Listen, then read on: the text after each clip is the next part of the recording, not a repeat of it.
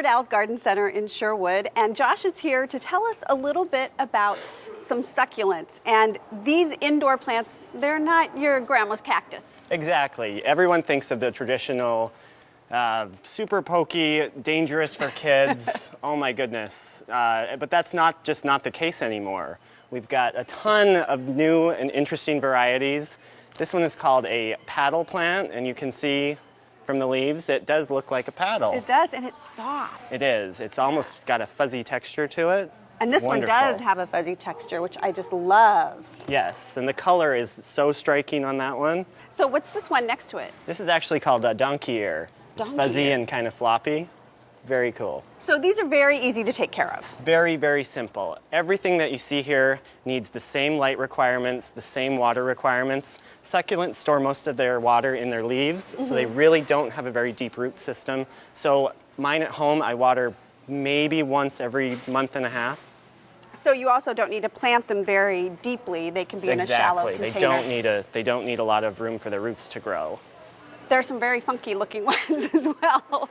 Yes, this is a fire stick actually, and the fun thing about this is that the more light it gets, the more orange the actual leaves and stems turn. So how much light do they need?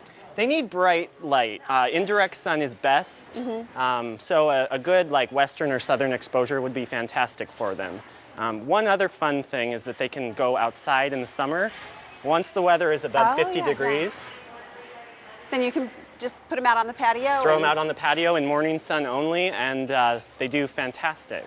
Okay, so the soil, they do need a specific kind of soil. You can't just put your regular old potting soil in. Exactly. Succulents really like a well-drained, super porous soil because they don't like their roots to be super wet. Okay, so we're going to plant in here? We're actually going to plant in this hypertufa container.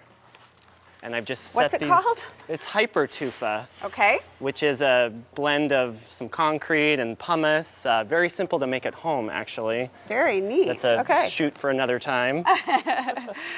Okay, so you put the cactus mix. Cactus mix, yes. Very, lots of pumice, really, really porous. All right. They need really good drainage then. Very good drainage. Okay. So here's the fire stick? This is the fire stick, yes. Fun thing about this guy, he's actually related to a poinsettia. Oh, really? He doesn't look like one. No, not at all. The leaves, the little bracts here are the same things that you would see at Christmas time. They're in bright reds and other colors. So it does get that bright red color. Very, very cool. And they also flower, as you can see. Not super spectacular, but unique none the same. Absolutely. And don't feel like a failure if yours doesn't, right? Exactly, exactly. They actually, when they're root bound is when they're most prone to push flowers. So after we plant this guy, he probably won't push flowers for another year or so, but. So being root bound isn't a bad thing for succulents? It's not a bad thing, So this one's going here? And that one is going to go right there. And then we'll take the one right to your right and kind of tuck him in, maybe add a little more soil. Yeah. I mean, the whole plant looks like a flower. Exactly. It's really, really pretty. It's all about texture with succulents. Okay. And grouping them, I would imagine, like you have with the different textures, putting them together really makes it more interesting. It's really all about aesthetics. It's, like I said earlier, they need the same light requirements, the same water requirements, so you can just have fun with it. So no more complaining that you don't have a green thumb. This, anybody can do. Anyone can do this, yes. You just need a little light and very, very little water and care. Exactly. Once we've got this all planted in, we'll give it a good deep watering to saturate the entire container, and I won't water this for another month. Awesome.